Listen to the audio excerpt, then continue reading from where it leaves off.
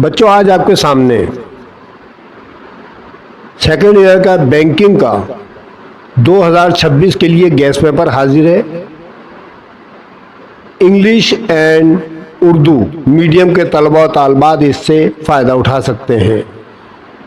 पहले आपको इंग्लिश में शो कराया जाएगा और फिर बाद में उर्दू मीडियम के तलबा और तालबात इसको वॉच कर सकते हैं।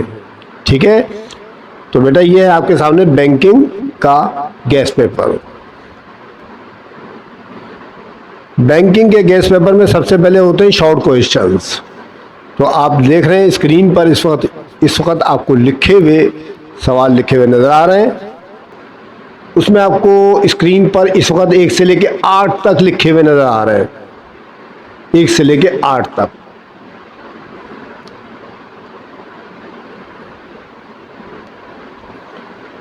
शुरू के जो सवाल है बेटा ये 1 से लेके 5 तक, ये तो बड़े मोस्ट इंपॉर्टेंट है, मैंने शुरू में डाल दिए इनको।